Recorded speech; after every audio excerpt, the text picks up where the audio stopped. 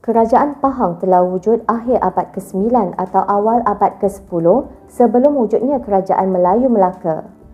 Wilayah bahagian selatan Semenanjung Tanah Melayu termasuk dalam kawasan Kerajaan Pahang. Pada awal kurun ke-16 Masihi, sewaktu wujudnya Kerajaan Melayu Johor, sempadan negeri Pahang meliputi sedili besar di bahagian selatan, Terengganu di sebelah utara, manakala di sebelah baratnya sampai ke Rembau, Selangor dan Perak.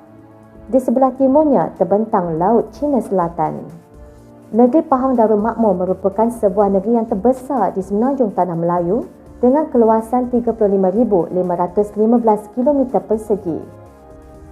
Kemasyhuran dan kehebatan namanya pada masa dahulu menjadikan negeri ini rebutan kerajaan yang ada di sekelilingnya. Negeri Pahang mempunyai pelbagai nama. Pengarang Cina menyebutnya sebagai Fang atau Pahang, Pengheng, Pangheng dan lain-lain. Pada tahun 1225, penulis Cina Cao Zhukua telah mengarang sebuah buku berjudul Chu Fan Chi. Beliau menyatakan Pahang sebagai Pong Fong yang bernaung di bawah kerajaan Palembang. Orang Arab pula menyebut Pahang sebagai Fahan. J.R. Tibbets, seorang ahli sejarah Eropah, berpendapat huruf Arab dalam buku karangan Mas'udi itu adalah Pahang. Beliau menyebut perkataan Fanjab itu sebagai Fanhan, Panghang atau Panhang. Kesemuanya bermaksud Pahang. Ada juga pendapat yang menyatakan Pahang berasal dari bahasa Siam bererti timah. Ini kerana orang Siam pernah mendiami negeri ini dan membuka lombong biji timah. Mengikut cerita tradisi Melayu pada zaman dahulu, Sungai Pahang bertentangan dengan Sungai Kembahang. Terdapat sebatang pokok mahang yang besar dan tumbang melintasi sungai tersebut. Dari pokok mahang itulah nama negeri Pahang diambil. Menurut sejarah Melayu pula, Pahang dikenali sebagai Pura. Peninggalan alat-alat kebudayaan Neolitik didapati tersebar luas, terutama di daerah Jerantut, iaitu di Lembah Tembeling, Kuala Lipis, Bentong dan Temerloh.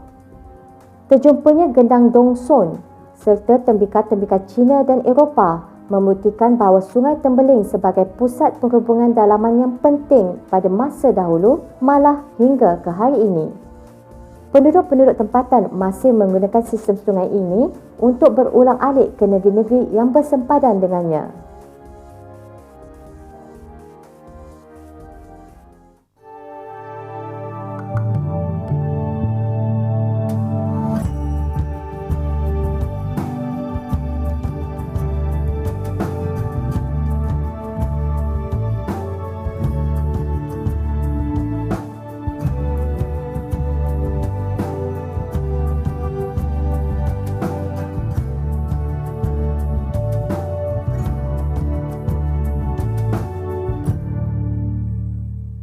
Terdapat perjumpaan ini, walaupun masyarakat tidak ada, ia dapat menunjukkan bahawa pada satu masa dahulu tempat ini didiami oleh orang-orang yang dari zaman ini. Kita tidak tahu mana pergi. Tetapi dia ada kaitan dengan banyak implikasi ini, iaitu tentang perjalanan manusia ini atau masyarakat ini daripada utara, di mana dikatakan juga masyarakat Dongson ni berada di utara Semenanjung Tanah Melayu ke kawasan ini. Dan lebih signifikan ialah kerana sudah tentu pada masa itu jalan laluannya adalah di sungai-sungai. Dan timbunan-timbunan yang berlaku ini menunjukkan memberikan implikasi zaman, berapa lama perkara-perkara ini telah berlaku pada masa yang lampau. Selepas kejatuhan Empayar Sriwijaya, Pahang dituntut oleh Siam dan kemudiannya oleh Kesultanan Melayu Melaka. Pada masa itu, raja-rajanya sering terbunuh, ramai rakyat terkorban dan kegiatan ekonomi juga lumpuh. Sebagaimana yang kita maklum, kita membahagikan kepemerintahan Pahang ini kepada 3 bahagian. Bahagian yang pertama ialah bahagian pemerintahan raja-raja sebelum Melaka. Pemerintahan kedua, fasa keduanya ialah raja-raja zaman Empayar Melaka ataupun keturunan dari Melaka. Dan ketiganya ialah raja-raja keturunan bendahara raja-raja zaman sebelum Melaka itu memang tidak dapat kita dapati dengan jelas kerana nama mereka tidak tercatat, walau bagaimanapun dia merupakan pemerintahan Pahang Purba, Pahang Lama yang pernah tertakluk kepada kerajaan Majapahit, tertakluk kepada Siam, dan juga kemudiannya Melaka. Apabila Sultan Mahmud terbunuh dan dikenali sebagai Sultan Mahmud mangkat di Julang pada tahun 1699, maka berakhirlah keturunan raja-raja dari Melaka memerintah Johor. Takhta kerajaan berpindah ke tangan keluarga bendahara. Pemerintahan Pahang berdasarkan sistem beraja yang diwarisi sejak dahulu hingga kini. Keturunan Raja Melaka merupakan keturunan yang paling lama memerintah negeri Pahang, iaitu selama 200 tahun dengan memakai gelaran Sultan semenjak diperintah oleh Sultan Muhammad Shah. Melaka menaluki Pahang pada 1454 semasa pemerintahan Sultan Mansur Shah. Pada tahun 1470, Sultan Mansur Shah telah menabalkan Raja Muhammad menjadi Sultan Pahang dengan gelaran Sultan Muhammad Shah. Pahang pernah diserang oleh pihak Portugis, Belanda, Johor dan Aceh dalam abad ke-16. Mulai tahun 1641 hingga 1673, Pahang diletakkan di bawah pemerintahan Yam Tuan Muda Johor, iaitu Raja Bajau. Pemerintahan negeri Pahang berpindah kepada keturunan Bendahara Tun Habib Abdul Majid. Beliau merupakan Bendahara Padang Saujana Johor. Bermula dari itu, terpisahlah negeri Pahang dari taklukan Kerajaan Riau apabila tertubuhnya sebuah kerajaan yang merdeka dan berkuasa penuh. Kita ketahui selepas Bendahara Ali digantikan pula oleh anak anda baginda, Bendahara Tun Mutahir. Dan tak kala pemerintahan Tun Mutahir inilah satu peristiwa berlaku di Pahang, iaitu Perang Saudara yang terkenal itu. Perang Saudara ini bermula pada tahun 1858 sehinggalah tahun 1863 Masehi.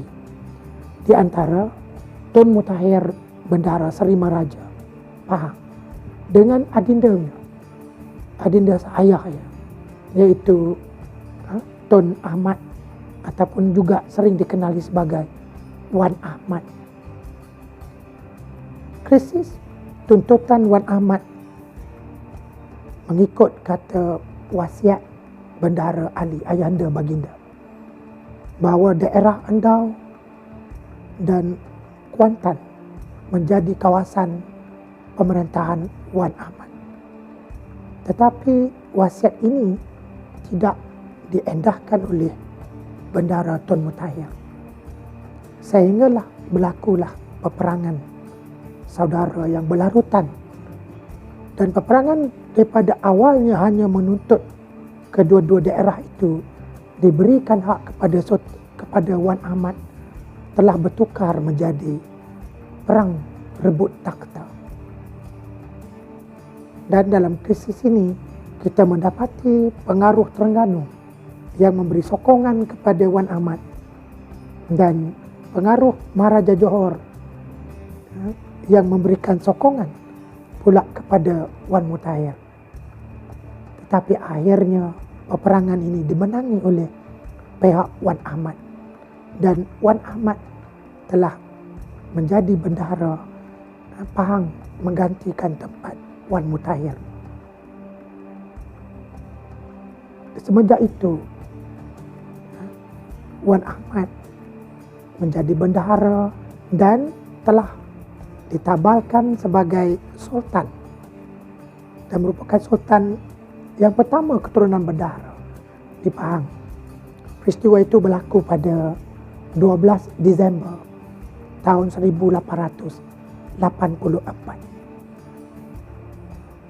Dan sebagaimana kita maklum, zuriat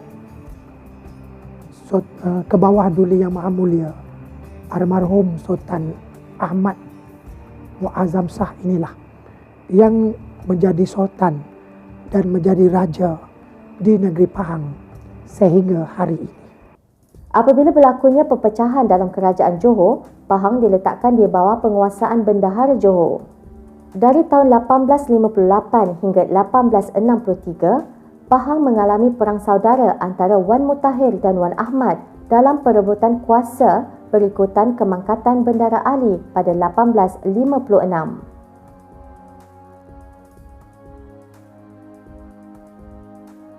Perang tersebut tamat apabila Bendahara Wan Ahmad dilantik sebagai Sultan pada 1887 oleh British dan bermulalah era cengkaman penjajah dengan penerimaan sistem residen di Pahang.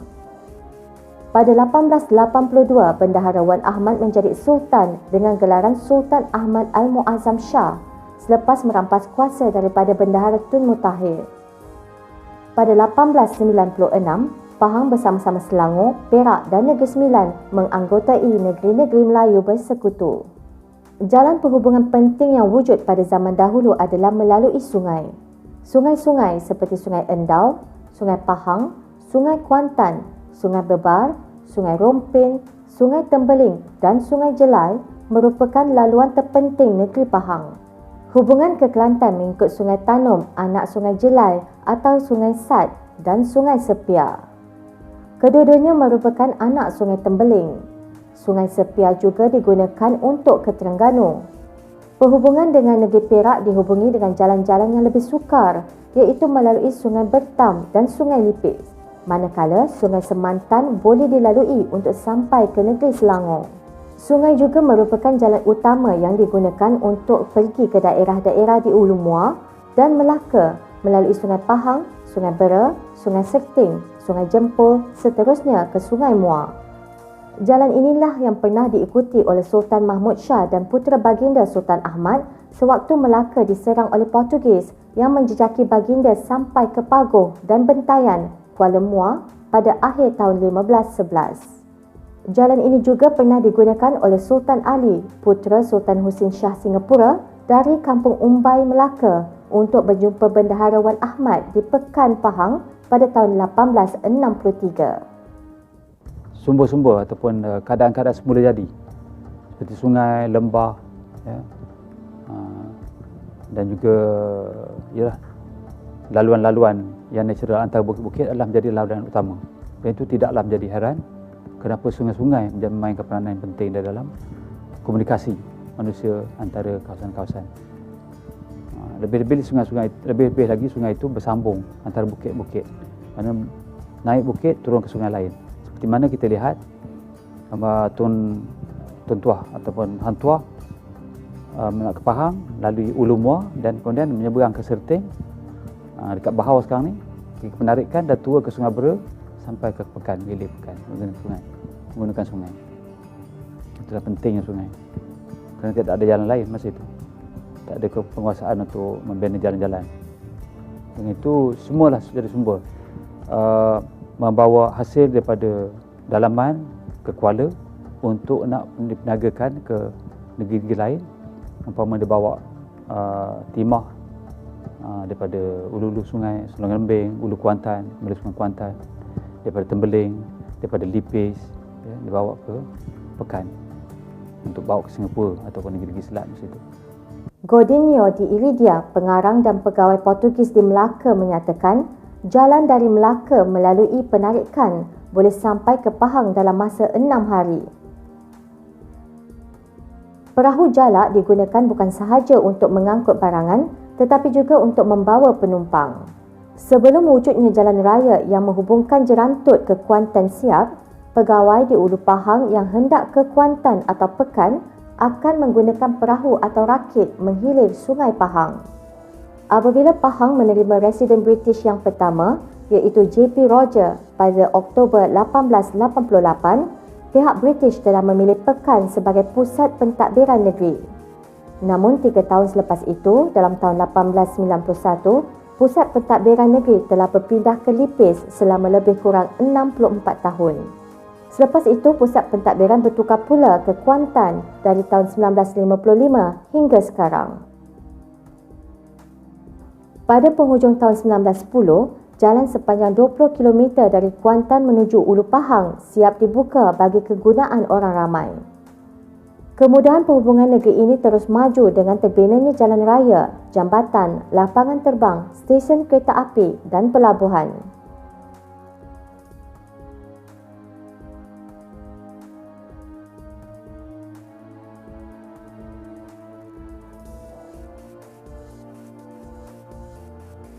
Cadangan untuk memindahkan pusat pentadbiran telah dibuat semenjak tahun 1901 lagi.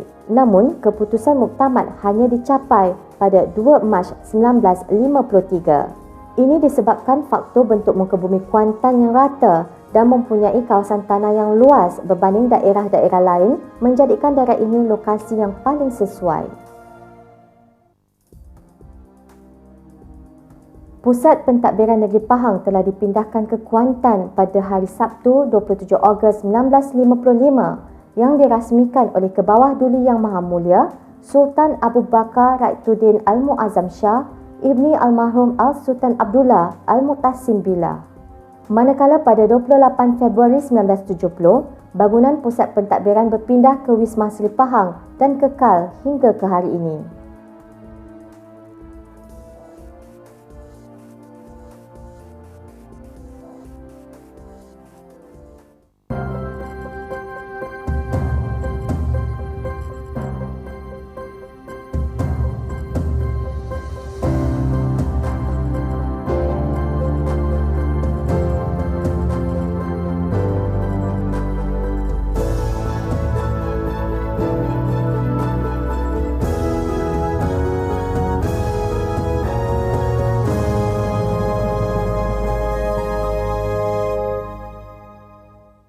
Negeri Pahang mempunyai hutan yang luas dan kaya dengan hasil-hasil hutan. Berdasarkan catatan Portugis dan Cina, Pahang menghasilkan beras, biji timah dan hasil hutan seperti kayu kapur, gaharu dan juga kapur barus. Namun kini Pahang menghasilkan pelbagai jenis hasil pertanian, terutamanya di kawasan tanah tinggi Cameron Highland. Suhu sejuk sederhana merupakan faktor penggalak tanaman seperti buah strawberry, teh, sayur-sayuran, tumbuh subur dan mampu menjana ekonomi penduduk setempat. Salah satu lokasi yang serupa adalah di Bukit Fraser. Kawasan ini pernah menjadi tempat percutian pegawai-pegawai British sewaktu musim panas. Sehingga kini masih terdapat bangunan-bangunan yang bercirikan reka bentuk British. Kini Pahang mempunyai 11 buah daerah iaitu Kuantan, Pekan, Rompin, Maran, Temeloh, Jerantut, Bentong, Raub, Lipis, Cameron Highlands dan Bera.